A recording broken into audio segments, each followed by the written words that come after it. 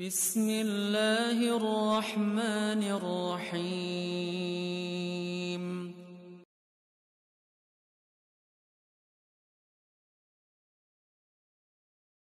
Assalamualaikum. Jangan lupa like, comment, and subscribe.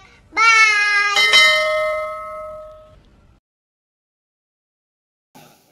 Yang kedua, ada seorang pemuda juga ketika didatangi oleh Rasulullah mau salat, ditanya, dia masih ada utang? Masih ya Rasulullah. Tapi dia orang miskin ya Rasulullah. Dan orang lain pun tidak ada yang mau menanggung dia Rasulullah. Yang punya masalah utang perlu mendu ahli waris. Tapi kalau masalah warisan ya betul hail jatah lun. Kalau banyak utang bayar pelung belun. Maka Rasulullah mengatakan saya tidak mau menyalatkan dia sebelum ada yang menjamin utangnya. Akhirnya salah satu sahabat menunjuk tangan, saya Rasulullah yang menjamin. Ya, boleh, kalau ada yang jamin saya salatkan dia. Maka jangan marah-marah. Ketika mayat sudah masuk ke dalam kubur, itu lebih baik utang kita selesaikan terus. Kalau ada yang datang ke rumah, utang si fulan begini, utang si fulan, selesaikan terus biar dia jangan bermasalah di dalam kubur. Kita marah-marah, baru saja ditanam sudah minta utang kamu ya. Sebenarnya kita berterima kasih pada orang yang datang langsung tadi. Daripada disembunyi-sembunyikan, Allah bah lagi yang belaknat li hana lu rida lu ni Pak. Saya tidak rida, biarin saja. Walaupun cuma segelas kopi Pak, dia berutang di kedai kopi. Ya Pak. Tetapi apa orang yang punya kopi saya tidak rida, saya tuntut di padang mahsyar nanti walaupun cuma Rp5.000. Maka hati-hati Pak. Ya. Kaum muslimin sedang jemaah yang dirahmati Allah. Itu makna mimma yaksibun. Ya, sekarang ayat yang terakhir. Wa qalu lan tamassana naru illa ayyamam ma'dudah. Coba dibaca. Ini ayat yang terakhir, ayat 80. Ya, insyaallah ayat 81 kita lanjutkan nanti setelah habis Ramadan nanti. Ya, coba dibaca. Ya. Kecuali ya. Ya, beberapa hari saja. Jadi apa kata mereka? Itu neraka tidak akan menyentuh kami kecuali beberapa hari saja. Apa maksud beberapa hari saja? Sekarang kita lihat makna tamassanan nar. Menyentuh itu apa? Apa yang dimaksud api neraka menyentuh itu, Pak? Kita lihat tafsir Baydawi di sini. Ittisalu asyai bil basrah. Kata Imam Baydawi, yang dimaksud menyentuh ittisalu syai bil basrah.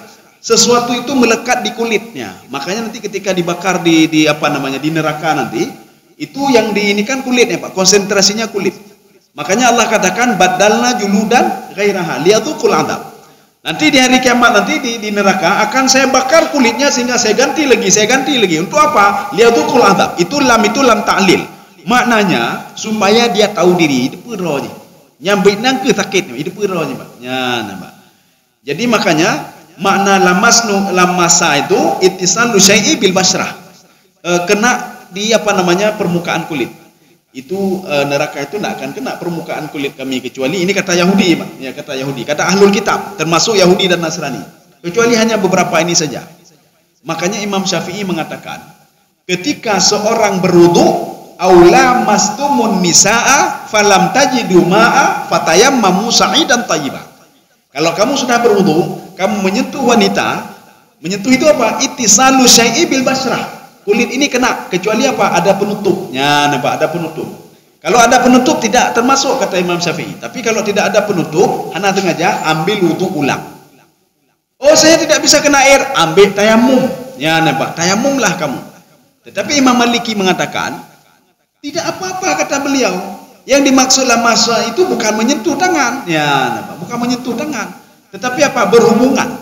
Itu makna lamasa. Makanya Imam Maliki kalau dia pendapat beliau, kalau seorang berjalan di pasar, sedang jalan, tiba-tiba kena tangan ajnabiyah. Jadi bukan mahramnya, kena tangan. Tidak apa-apa. Kenapa? Nggak perlu ulang wudu. Maka ketika tawaf kan begitu juga.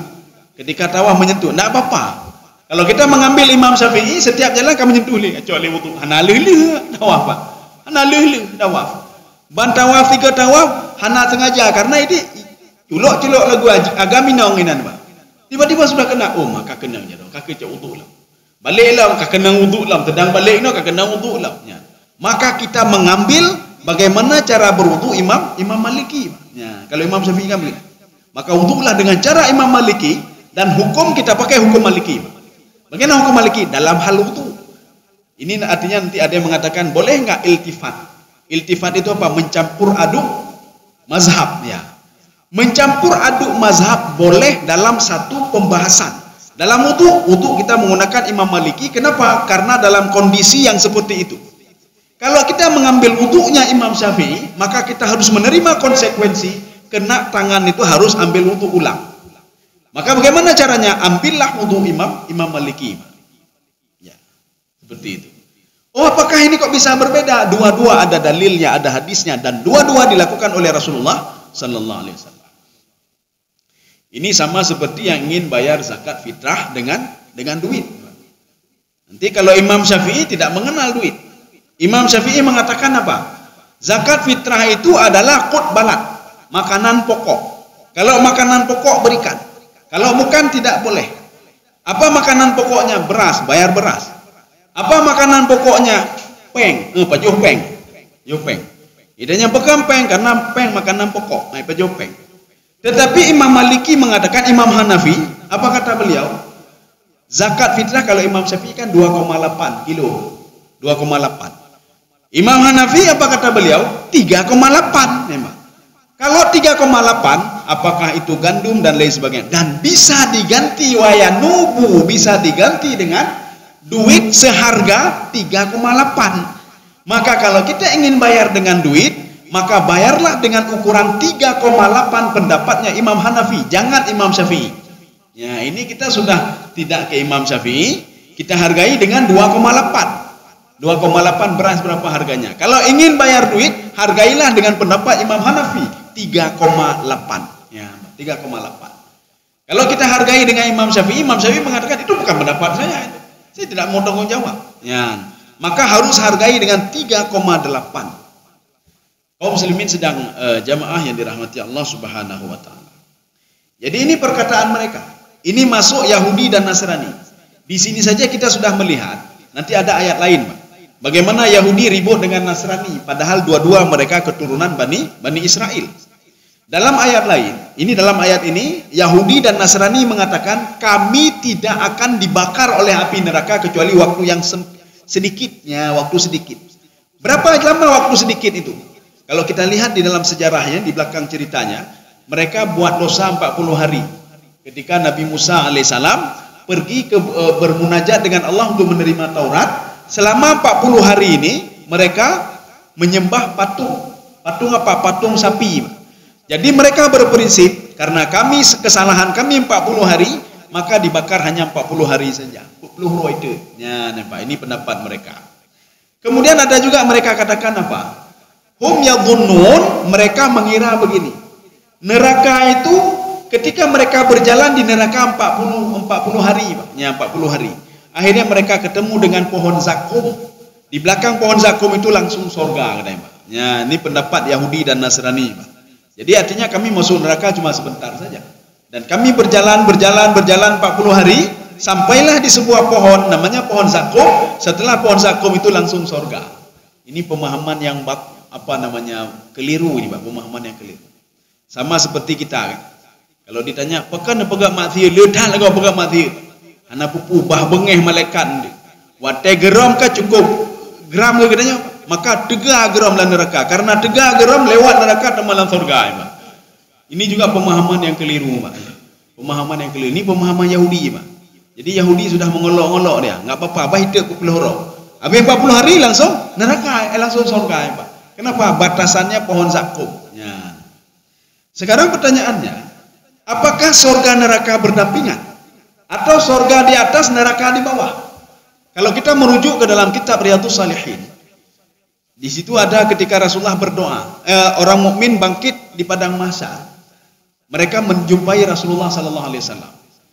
Ya Rasulullah, iftah lana, tolong bukakan kami pintu surga ya Rasulullah. Tolong ya Rasulullah. Ya. Kemudian Rasulullah mengatakan apa? Sekarang jalanlah kalian. Rasulullah berdoa kepada Allah, Allahumma sallim, Allahumma sallim.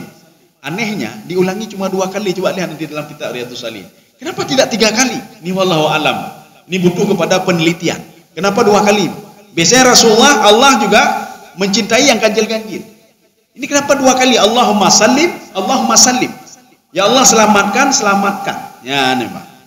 Jadi rupanya dari ujung dari ujung titik sirat sampai ke ujung titik sirat satu lagi itu neraka di bawahnya, Pak. Dan di ujungnya sorga. Kalau kita merujuk ke dalam hadis ini yang ada dalam kitab Riyadhus Shalihin, sorga neraka itu berdampingan. Satu. Jadi apa? Setelah neraka itu sorga. Yang kedua, sorga itu di atas, neraka di bawah. Mana dalilnya? Ya. Ketika penduduk neraka, dia minta kepada penduduk sorga. Apa permintaan penduduk neraka? Afidhu alaina minal ma'. Tuangkan air sedikit saja kepada kami. Ya, permohonan mereka. Menuang itu tidak bisa dari samping ke samping, harus dari atas ke bawah. Menuang. Maka pendapat yang kedua mengatakan sorga itu di atas, neraka itu di bawah. Sudah. Kemudian yang ketiga, penduduk sorga dengan mudah dia melihat penduduk neraka. Artinya apa? Lihatnya ke bawah. Kalau lihat ke samping susah, Pak. Menghalangi pandangan. Ya, ini ada dua pendapat. Kita tidak menafikan salah satunya. Artinya kita dua-dua yakin. Untuk lebih yakin lagi nanti apakah masuk surga atau neraka, nanti baru terdepu, Pak. Oh, lagi baru pajak kau. Tapi tidak bisa balik lagi, Pak. Anjir balik lagi. Jadi maka ketika seorang masuk ke surga baru dia tahu oh rupanya berdampingan, ya. Pak. Apakah Abah dengan yang neraka? Hai betul pajak berdampingan, ya. Berdampingan. Tapi hanya tidak balik lagi, Pak. Atau nanti surga bisa di atas, ini di bawah. Yang jelas apa? Kita yakin ada surga, kita yakin ada neraka. Oh, peringatan surga neraka. Enggak usah gitu, enggak usah yakin ke situ, bisa juga. Yakin kematian itu saja dulu, Pak. Yakin kepada kematian. Karena ada seorang sahabat bertanya ke Rasulullah. Ya Rasulullah, kapan kiamat ya Rasulullah? Rasulullah mengatakan apa? Kematian kamu itu adalah kiamat bagimu, kata Rasulullah. Kita meninggal sebentar lagi, itu kiamat bagi kita. Besok meninggal istri kita, kiamat bagi beliau. Maknanya apa? Sudah berakhir. Ibadah tidak ada lagi. Antar anak jemput anak tidak ada lagi. Nggak ada lagi. Salat tidak ada lagi.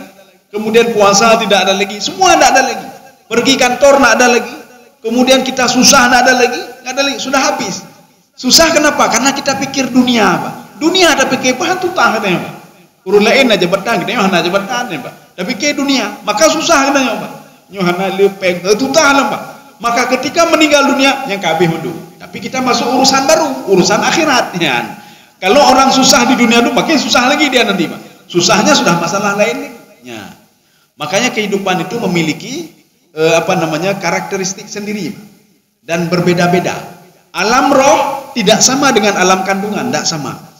Alam roh dia itu diberikan nikmat oleh Allah berbeda dengan alam kandungan. Di alam kandungan juga berbeda, walaupun alamnya kecil. Siapa yang melihat kecil? Kita yang di luar melihat, Pak. Waduh, sempit sekali dia di situ ya, di dalam kandungan ibunya. Tetapi bayi itu merasa nyaman sekali di situ dan merasa apa? Lon raja di sini. Seperti kata di bawah tempurung. Saya raja di sini. Ketika tempurungnya disepak, rupanya lebih raya lah, ya, Pak.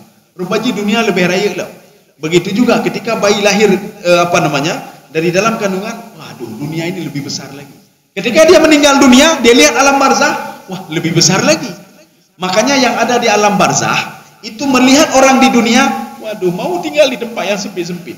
Ketika orang dunia melihat di alam kandungan, tinggal pada tempat sempitnya, Pak. Ketika di alam kandungan, dia melihat di alam roh, mau dia tinggal roh sendiri, nggak ada tubuh. Saya enak seperti ini, saya ada tubuh, ada roh, ya, Pak. Maka kehidupannya berbeda. Dan kita tidak tahu bagaimana kehidupan di alam barzah kecuali apa yang diberitahukan Rasulullah SAW dan diberitahukan dalam Al-Quran. Kenapa? Karena yang sudah pergi meninggal tidak kembali lagi, hanya balik lagi. Kalau balik mudah kita tanya, bagaimana di alam barzah? Mangat, mangat tak nanya pesangon ke macam-macam. Kita enak sedikit kita persiapkan. Nanti waktu itu alam barzah persiapkan selimut, persiapkannya untuk supaya kita di alam barzah. Kita tidak tahu, Pak. Tapi orang yang berangkat haji ketika dia pulang dia cerita, ada kan namanya selimut yang terbaik becu, namanya bidan. Nah, makanya pengalaman orang dulu. Ini tidak tahu kita, Pak, karena belum balik dia. Apalagi di padang mahsyar. Maka kehidupannya akan berbeda lagi, Pak, berbeda lagi. Ya, Pak. Jadi makanya nanti di padang mahsyar nanti bahkan digambarkan oleh Allah wardatan kaddihan. Langit itu warnanya seperti warna bunga mawar yang kena minyak. Ya, Pak, berkilat-kilat nih, Pak. Warna mirah mengkilat gede, Pak. Jadi maka kita tidak perlu ini apa namanya, umat kita tidak dapat sunset. Untuk di hari kiamat di pada masa sunset mendung, Pak. Hanya berubah lagi yang tapi Pak. Maka kita akan melihat merah semuanya, Pak. Merah semuanya dan tidak pernah berubah. Wardatan kaddihan kata Allah dalam Al-Qur'an. Oke. Kita balik lagi kemari. Ya. Qul attakhaztum 'indallahi ahdan. Ya, segitu saja. Sebenarnya ini ada pertanyaan di sini. Ya, coba dibaca. Ini lagi kitab kuning, Pak. Kitab kuning itu yang kita baca itu tidak ada titik, tidak ada koma. Dari mana kita tahu ada titik koma? Ketika kita membaca ini sudah sempurna, titik ya ini Pak. Oh, kan sempurna golan sempurna, koma ini Pak. Kitab kuning seperti itu, hana titik, hana koma Pak. Maka kita baca terus, kita memahami, oh nyonya titik ini. Oh, ini ada pertanyaan. Ini tidak ada pertanyaan, tidak ada tanda tanya dan lain sebagainya. Ya, coba dibaca. Ya, apakah kamu pernah menerima janji dari Allah? Apa dijawab oleh Yahudi? Begitu kerasnya otak awaknya, Pak. Dalam tafsir Ibnu Jarir, apa kata Ibnu Jarir? Ketika Bani Israel 70 orang ini, mereka berangkat ke Bukit Tur, apa kata mereka ketika balik? Allah berjanji, Allah menjelaskan kepada kami, siapa-siapa penghuni neraka. Penghuni surga adalah kami, kelompok Yahudi dan Nasrani. Selainnya penghuni neraka. Siapa ngomong? Allah ngomong kepada kami. Ya, nembak. Kan bohong mereka itu. Sehingga Rasulullah mengatakan kadzabu, mereka pembohong semuanya. Wih, pegah lembak. Mereka bohong. Ya, mereka bohong kalau mereka sudah berjanji dengan Allah di Bukit Tur, kalau mereka penduduk surga, selainnya adalah min ahlin nar, penduduk neraka. Itu bohong kata Rasulullah. Makanya Allah mengatakan, qul attakhadtum 'indallahi ahda. Kalian sudah pernah berjanji kepada Allah kalau kalian akan dibakar cuma sebentar saja? Apakah Allah sudah berjanji kepada kalian kalau akan masukkan kalian ke dalam surga? Tidak. Bahkan di dalam Al-Quran Allah mengatakan, ghairil maghdubi alaihim waladdallin. Kita berdoa, Pak. Jadi artinya surah Al-Fatihah itu kan doa. Ayat Al-Quran sebenarnya doa semua itu. Ya Allah, jangan jadikan kami seperti Yahudi, ya Allah. Ghairil maghdubi alaihim, yang kau benci kepada Yahudi, kau marah kepada Yahudi. Waladdallin, dan kelompok talim. Siapa itu talim, Pak? Kelompok talim itu siapa? Itulah Nasrani, Pak. Maknanya kalau seandainya Allah memuliakan Yahudi dan Nasrani, tidak akan masuk ke dalam surah Al-Fatihah itu, Pak. Ghairil maghdubi alaihim waladdallin. Allah tidak pernah berjanji kepada kalian akan masukkan kalian ke dalam surga. Tidak pernah berjanji, Pak. Ya. Tapi mereka mengatakan, Allah mengatakan kepada kami. Maka hati-hati, Pak. Yahudi itu kan keturunannya terus seperti itu, Pak. Ini karakter jibiliyah namanya. Kalau kakeknya karakter seperti itu, cucu-cucunya seperti itu juga karakternya. Gak percaya ketemu sama Yahudi sekarang, coba tanya, siapa yang masuk surga? Mereka mengatakan, Yahudi yang masuk surga. Nasrani masuk surga. Bahkan di ayat lain dikatakan, karena sudah marah Yahudi sama Nasrani, apa kata Yahudi?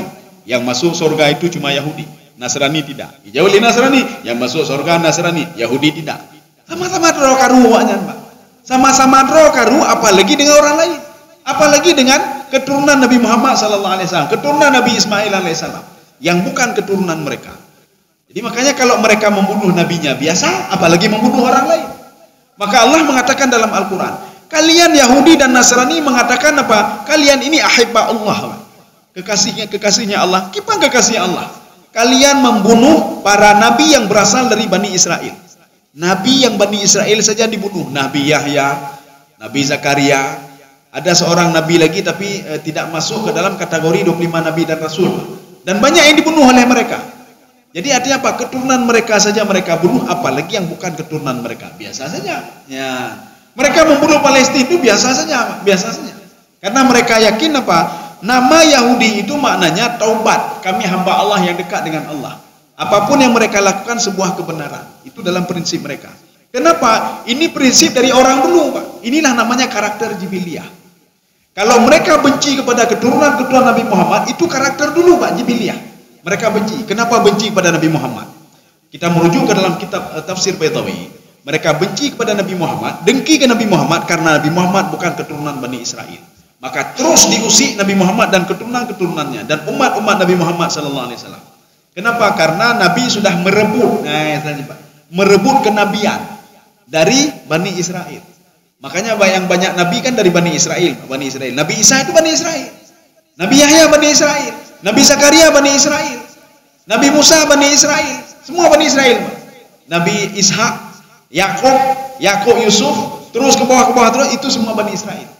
Tetapi terakhir Nabi Isa tidak punya keturunan lagi untuk menjadi nabi. Tetapi apa? Nabi Muhammad keturunan dari Nabi Ismail yang menjadi nabi dan rasul terakhir. Ini yang tidak mau mereka terima. Tetapi mereka mengakui kalau ada nabi terakhir nanti, tapi Allah tidak menyebutkan keturunan siapa. Ya, ini yang membuat mereka marah, Pak. Roh jino bengeh, Pak.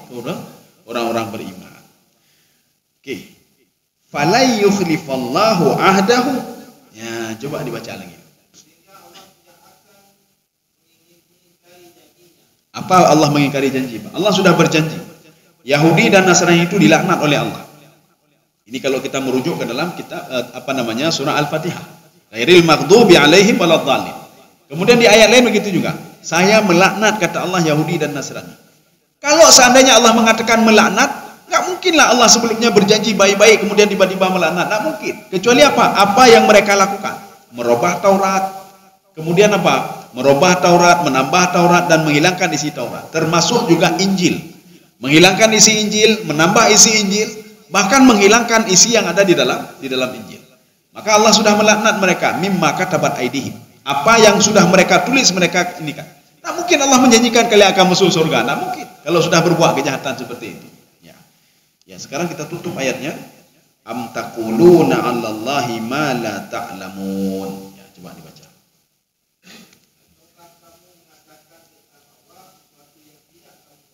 Ya, ini am ini ya kita terjemahkan dulu. Ataukah kamu mengatakan sesuatu yang kamu tidak mengetahui sama sekali, ucap-ucap saja. Ini am ini namanya am muadil namanya. Am muadil ini akan muncul ketika di depannya ada hamzah. Ketika ada hamzah, ya a'attakhastum 'indallahi ahdan, kemudian am. Ini am muadil namanya. Am muadil tidak muncul dengan sendirinya kecuali ada hamzah di depan. Artinya apa? Ketika ada hamzah pilihan. Kamu pilih ini atau ini. Atau itu tengah-tengah itu namanya muadil. Kamu mengatakan kebenaran atau kamu berbohong. Ya, nih Pak Allah mengatakan kamu benar atau kamu berbohong. Jadi makanya kalau kita melihat di dalam tafsir Ibnu Jarir, mereka berbohong. Kenapa berbohong? Nabi Musa tidak pernah mengatakan sedikit pun ketika berdialog dengan Allah Subhanahu wa taala kalau Bani Israel itu masuk ke dalam surga. Allah memberitahukan siapa penghuni surga, penghuni neraka, tidak pernah Allah katakan ketika di Bukit Tur, tidak pernah. Mereka berbohong. Maka jangan pernah mengadakan perjanjian dengan mereka. Kenapa? Mereka sering berbohong. Makanya orang sering berbohong, maka dia terus berbohong hatta yakunu kadzaban, sehingga dia menjadi betul-betul pembohong. Maka hati-hati, Pak. Kalau anak kita hari ini berbohong, besok berbohong, maka dia akan menjadi seorang pembohong. Tetapi kalau seorang hari ini jujur, maka dia akan menjadi siddiqan, akan menjadi orang yang jujur. Maka biasakanlah seorang anak itu jangan pernah berbohong, Pak. Kenapa? Karena dia nanti kalau sering berbohong akan menjadi seorang pembohong. Idza hadasa kadzaba, maka dia akan menjadi orang munafik. Memang kan simple. Seorang berbohong Allah anak pupunya, simple. Tetapi dia dianggap orang munafik oleh Rasulullah sallallahu alaihi wasallam. Saya rasa cukup sekian. Insyaallah habis Ramadan nanti kita lanjutkan ayat 81. Ya. Jadi mudah-mudahan ini hari terakhir. Jadi besok kamu megang. Ya. Mudah-mudahan manfaat bagi luntuan dan jemaah sekalian. Subhanakallah bihamdika asyhadu an la ilaha illa anta astaghfiruka wa atubu ilaik. Assalamualaikum warahmatullahi wabarakatuh.